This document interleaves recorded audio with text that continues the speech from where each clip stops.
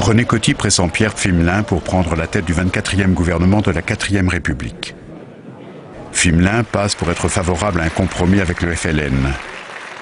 La réponse du général Salan, commandant en chef en Algérie, claque comme une gifle au visage du régime. L'armée française, d'une façon unanime, sentirait comme un outrage l'abandon de ce patrimoine national. On ne saurait préjuger sa réaction de désespoir. Nous sommes le 9 mai 58, encore quelques jours, et la 4e République sera à terre.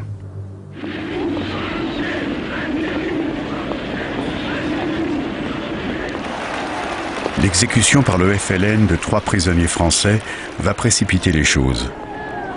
Elle donne prétexte aux activistes d'Alger pour une manifestation de masse. Le 13 mai, la foule prend d'assaut les bâtiments publics.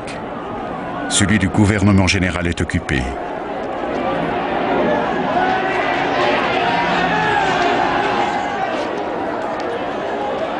Paris remet à Salan les pleins pouvoirs pour ramener le calme. Grotesque, il les avait déjà pris. Massu, à la tête d'un comité de salut public, annonce qu'il en appelle au général de Gaulle. La foule répond en chantant la Marseillaise et en criant « Vive de Gaulle ». À Paris, partisans et adversaires de l'Algérie française s'affrontent dans la rue. On est au bord de la guerre civile.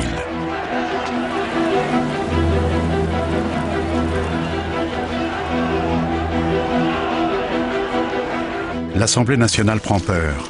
Dans l'affolement, le gouvernement retire à Salan les pleins pouvoirs confiés quelques heures auparavant.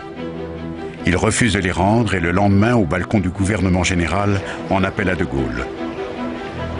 La 4e République va mourir comme elle était née, sous la pression de l'armée.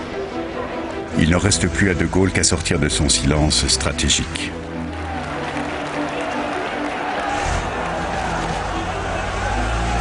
Ce qui se passe en ce moment en Algérie par rapport à la métropole et dans la métropole par rapport à l'Algérie peut conduire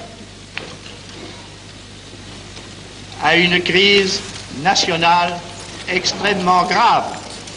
René Coty n'a pas d'alternative autre que faire appel à de Gaulle, qui se rend en majesté à l'Assemblée nationale recevoir les pleins pouvoirs.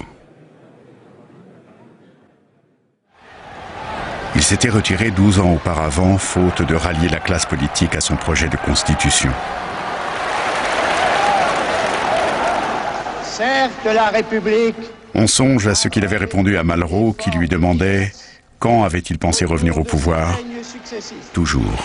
De tout mon cœur, au nom de la France, je vous demande de répondre oui.